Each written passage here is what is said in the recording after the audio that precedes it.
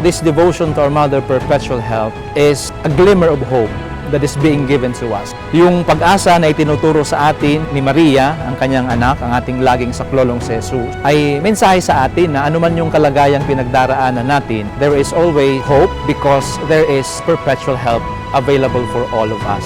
Humingi po ako ng malaking pasalamat kay Mama Mary dito sa Baclaran Church. Mananatili pa rin ho ako na maglingkod sa Kanya, lalong-lalo ho sa Panginoon natin Diyos.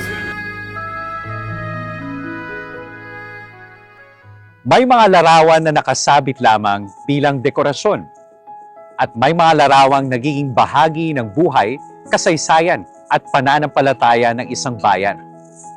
Sa loob ng mahigit isang siglo, isang larawan na dinadagsa, lalo na tuwing Miyerkules, ang patuloy na nagbibigay ng pag-asa sa milyon-milyong Pilipino. Isang larawan na nasaksihan ang mga digmaan, kalamidad, krisis, at mga pagbabago ng panahon. Isang larawan na naging saksi sa mga luha ng mga nagdurusa, sa mga panalangin binubulong sa katahimikan, at sa mga himala ng pananampalatayang hindi sumusuko. Ito ang larawan ng mahal na ina ng laging saklolo. Mula nung dumating ito sa Pilipinas noong 1906, agad itong niyakap ng sambayanang Pilipino bilang sariling kayamanan ng pananampalataya. Sa isang bansang tinaguriang Pueblo Amante de Maria o bayang nagmamahal kay Maria, natagpuan ng mga Pilipino sa kanya ang isang inang maaaring lapitan, sandigan at pagkatiwalaan. Ngunit bakit nga ba napakalapit ng larawang ito sa puso ng mga Pilipino?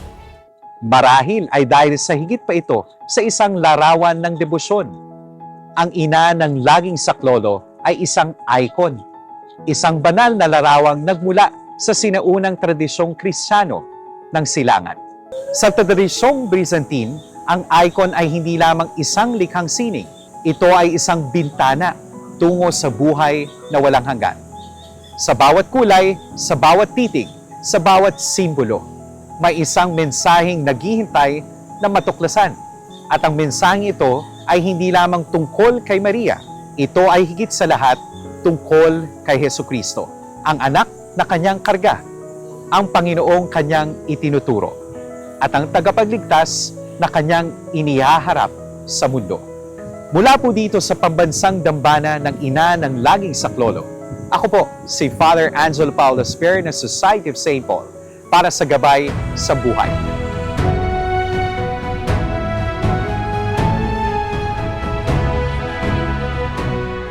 Bago ito naging isa sa pinakaminamahal na larawan ng mga Pilipino, ang icon ng ina ng laging saklolo na ipinenta noong ika-14 hanggang ika-15 siglo ay naglakbay muna sa mahabang landas ng kasaysayan.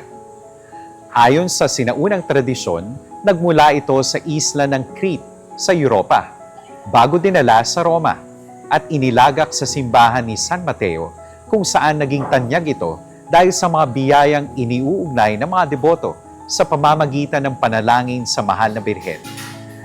Nang masira ang simbahan noong huling bahagi ng ika-18 siglo, nawala rin ang larawan sa paningin ng marami. Makalipas ang ilang dekada, muli itong natagpuan at ipinagkatiwala ni Pope Pius IX sa mga Redemptorists. Noong 1866, ibinigay niya sa kanila ang misyong maging gabay ng kanilang kongregasyon. Hanggang ngayon, ipakilala ninyo ang mahal na ina sa buong mundo. The icon was first entrusted to the Augustinians. To make the long story short, when the icon was recovered, the Redemptorists requested Pope Pius IX to have the icon enshrined to its original place. Naging maayos naman yung dialogue and the icon was formally turned over by the Augustinians to the Redemptorists, kaya doon na siya hanggang sa ngayon. Tapat na tinugon ng mga Redemptorists ang misyong ito. Noong 1906, dinala nila ang debosyon sa Pilipinas, lalo na sa mga mahihirap at higit na nangangailangan.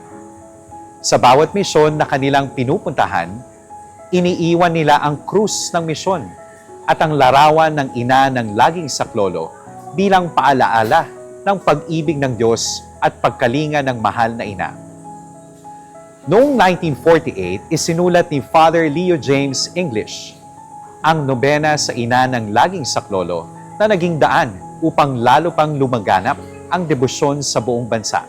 Significantly, the novena to Our Mother Perpetual Help as we currently know ay nagsimula lamang ito sa Baclaran noong 1948. But it was not in Baclaran where the novena to Our Mother Perpetual Help started. Nagsimula talaga ang novena sa Our Mother Perpetual Help sa Redemptorist St. Clement's Church in Iloilo City in 1946, na kasalukuyan sa taong ito ay nagdiriwang ng 80 years of the first perpetual novena to Our Mother Perpetual Help in the Philippines and in Asia actually. So the story was, the American soldiers requested for the Redemptorists to begin the novena to Our Mother Perpetual Help in 1946. And then, coincidentally, the rector of Redemptorist Lipa happened to be there in 1946, and he saw the novena and decided to imitate it. And so when he came back to Lipa, kanyang sinimulan din ang nobena sa mahal na ina ng laging saklolo in 1947. And then when he was transferred to Baclaran in 1948, doon nagsimula ang nobena rin dito sa Baclaran. The first novena, kakaunti lang yung nag-attend. It was only 70 people in attendance. Eventually, the succeeding sessions ay mas dumami yung tao. The Redemptorists decided to build a second church, a bigger church. Pero dahil sa dumarami pa rin yung mga deboto, in 1952, nag-decide silang gawin itong current church natin. So this is basically the third church ng ating Baclaran Church. Kasabay nito, umusbong ang Baclaran, na ang pangalan ay pinaniniwalaang nagmula sa salitang baklad, isang bitag na ginagamit ng mga mangingisda, mula sa isang payak na pamayanang pangisdaan tungo sa isa sa pinakamahalagang sentro ng pananampalataya sa bansa. Kinilala ito bilang pambansang dambana ng ina ng laging saklolo noong 1958, at noong 1981, binisita ito ni St. John Paul II. Ang pambansang dambana ay itinayo sa estilong modern Romanesque at dinisenyo ni Cesar Concho at Jesse Bonto.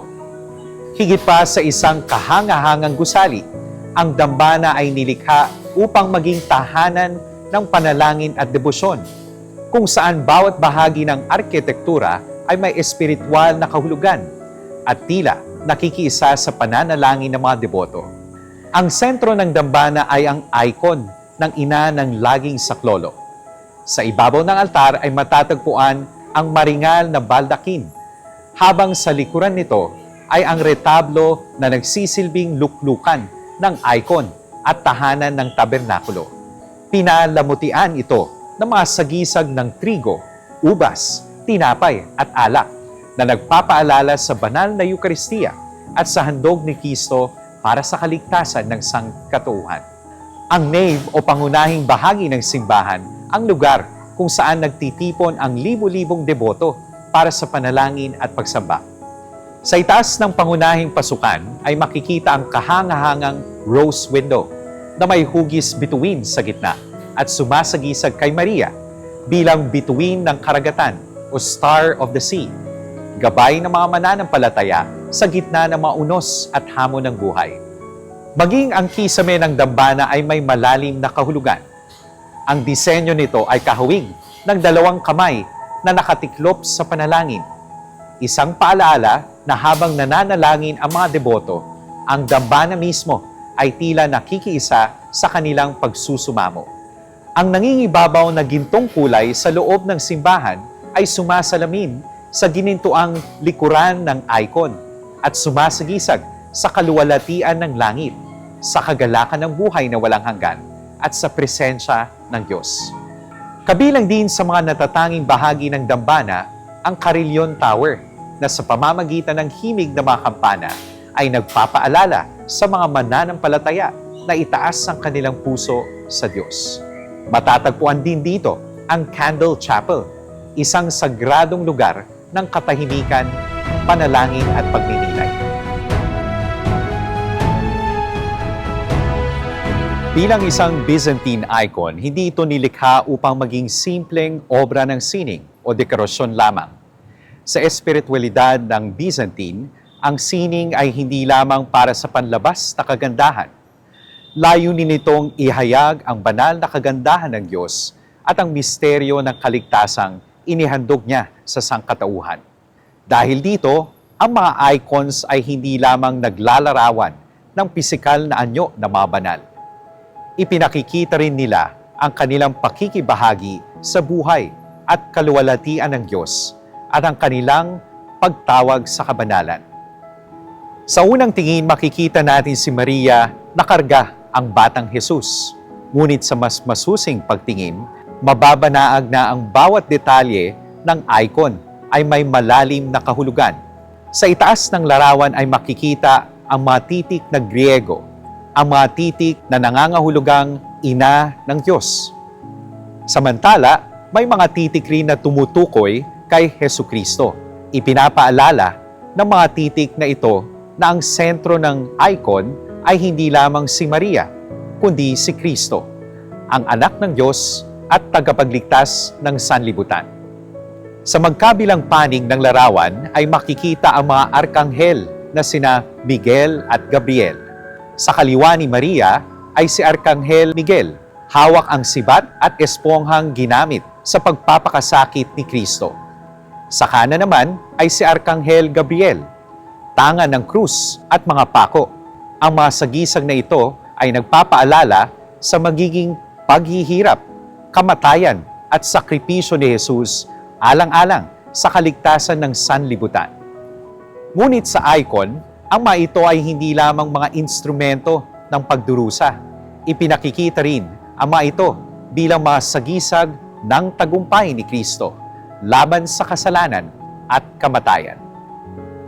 Marahil ang pinakatumatatak sa icon ay ang mga mata ni Maria. Hindi siya nakatingin sa batang Jesus o sa mga anghel. Sa halip, nakatingin siya sa atin.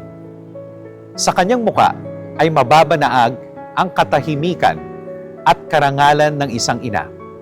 Ngunit sa kanyang malalaking mata ay makikita ang habag, pakikiramay at pag-unawa. Para bang alam niya ang ating mga pinagdaraanan, ang ating mga takot, ang ating mga sugat, ang ating mga luha. Sa bawat tumitingin sa kanya, tila nakikipag-usap siya ng walang salita. Tila sinasabi niya, alam ko ang iyong dinadala. Hindi ka nag-iisa. Sa gitna ng larawan ay matatagpuan ang pinakamahalagang simbolo ng buong icon. Ang kanang kamay ni Maria ay nakaturo kay Jesus. Ito ang sentro ng mensahe ng ina ng laging saklolo. Hindi niya itinuturo ang kanyang sarili. Hindi niya inaakit ang pansin patungo sa kanya. Sa halip, itinuturo niya si Kristo. Para bang inuulit niya ang kanyang sinabi sa kasalan sa Kana. Gawin ninyo ang anumang sabihin niya sa inyo.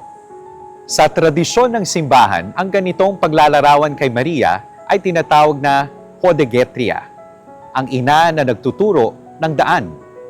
At ang daang iyon ay si Jesus. Kasabay nito, nakapatong naman ang mga kamay ni Jesus sa kamay ni Maria. Isa itong tanda ng kanyang pagtitiwala sa kanyang ina at ng natatanging pakikisa ni Maria sa gawain ng kaligtasan. Mahigpit din ang hawak ng kaliwang kamay ni Maria sa batang Jesus.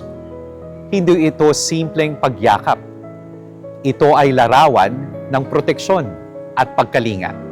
Sa tradisyon ng mga icons, ang kamay na ito ay sumasagisag kay Maria bilang trono ng hari ng langit at lupa. Siya ang inang nagkalinga kay Kristo. At hanggang ngayon, siya rin ang ina na kumakalinga sa simbahan. Makikita rin ang natatanggal na sandalya ng batang Jesus. Ayon sa tradisyon, ito ay tanda ng pagmamadali ng batang Jesus na tumakbo sa piling ng kanyang ina nang makita niya ang mga sagisag ng kanyang paghihirap at kamatayan. Ngunit mayroon pa itong mas malalim na kahulugan. Ang sandalyang natanggal ay sumasagisag sa kanyang pagkadiyos na hindi natatali sa mga hangganan ng mundo. Samantalang ang sandalyang nananatili sa kanyang paa ay tanda ng kanyang pagiging tunay na tao. Sa isang maliit na detalye, ipinapahayag ng icon ang misteryo ni Kristo bilang tunay na Diyos at tunay na tao. Ang berdeng tunika ay sumasagisag sa pagiging tao at sa misteryo ng pagkakatawang tao ni Jesus. Ang gintong balabal ay tanda ng kanyang pagkadiyos at kaluwalhatian. Samantalang ang pulang kulay ay nagpapaalala sa kanyang walang hanggang pag-ibig at sa handog ng kanyang buhay para sa kaligtasan ng sangkatauhan. Sa icon, ipinapahayag rin ng mga kulay ang katotohanang si Kristo ay tunay na tao at tunay na Diyos. Mapapansin din ang bahagyang pagkapuno ng likod ni Jesus at leeg ni Maria. Para sa ilang tagapagpaliwanag ng icon, ito ay sumasagisag sa aktibong pagkilos ng Espiritu Santo sa kanilang buhay at misyon. Ang Espiritu ang gumabay kay Maria sa kanyang pagtugon sa tawag ng Diyos. At ang Espiritu rin ang nagbigay lakas kay Jesus upang tuparin ang kalooban ng Ama. Napapalibutan ang buong icon ng gintong liwanag. Sa tradisyon ng mga icons, ang ginto ay hindi lamang palamuti. Ito ay simbolo ng kalangitan at ng buhay na walang hanggan at ang tagumpay ng Diyos laban sa kasalanan at kamatayan. Ang mga sinag na dumadaloy sa kasuotan ni Maria at Jesus ay tanda ng biyaya at kagalakang nagmumula sa Diyos. Samantala, ang gintong likuran ng buong larawan ay larawan ng kaluwalhatian ng langit, kung saan naghahari si Kristo kasama ang kanyang ina at ang lahat ng mga banal. Originally, the title of the icon is Our Lady of Perpetual Help. But when the devotion came to the Philippines, the title was changed into Our Mother of Perpetual Help. I think for the reason that wala naman tayong experience ng monarchy where we attribute the title Lady to our Mother Mary. But sa pagtingin natin sa pagiging ina at pagiging laging saklolo, I suppose this is where the image of our Mother Perpetual Help becomes very close and personal to her devotees.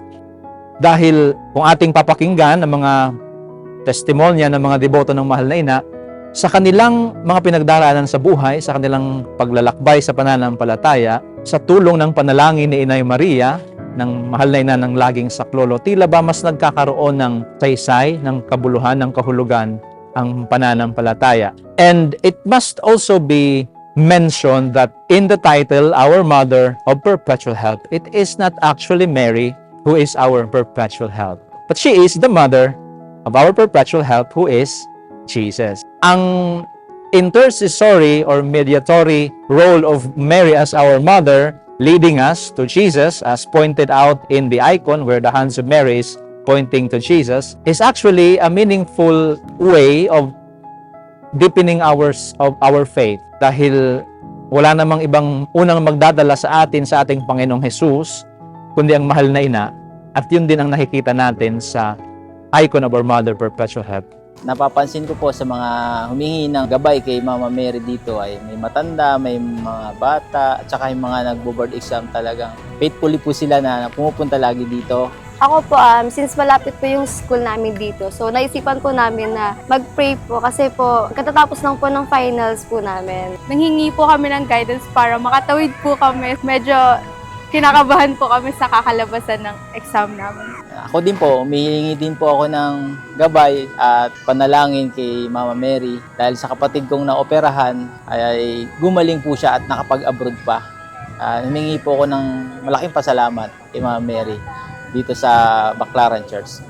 Ako po kasi lahat po araw-araw po nasa kanya po ako. Araw-araw po nagnunubena po ako sa kanya. May mass po, may nubena, sa kanya po ako tumatakbo. Lahat po binigay niya sa akin. Lahat po ay nagpapasalamat po ako kay Inang Maria. Talaga pong sinuwerte naman po ako na binigay po niya sa akin ang hiningi ko sa kanya. So yung reason po is kung ba't ako nagpunta dito is nagpasalamat po ako. So yun nga po, as I said, kagagraduate ko lang po and I'm looking for work po. So hopefully po makahanap na po as soon as possible. Sa akin naman po, kaya po ako nandito para, yun nga po, kapag off ko po kasi sa work, dito po nagdadasal, and other hiling ko naman po is natutupad po lagi. So, ito po parang yung safe place and ano ko po, sa simbahan po. Nagpapasalamat ako kay Inay Maria dahil lahat ng hiniling ko sa kanya binigay niya sa amin, lalong-lalo sa mga anak ko na linapit ko na naging altar server. Dito ako gumaling po kasi nung araw may sakit ako. Ngayon, maski binigay niya sa amin ho, mananatili pa rin ho ako na maglingkod sa Kanya. Lalong-lalo ho sa Panginoon natin Diyos. Ito marahil ang dahilan kung bakit nananatiling buhay ang debosyon sa ina ng laging saklolo sa loob ng maraming siglo. Sa bawat kulay, sa bawat titig, sa bawat simbolo, may isang mensaheng paulit-ulit na ipinahayag ng icon. Kapag tayo ay natatakot, may inang handang kumalinga. Kapag tayo ay naliligaw, may inang itinuturo si Jesus bilang daan.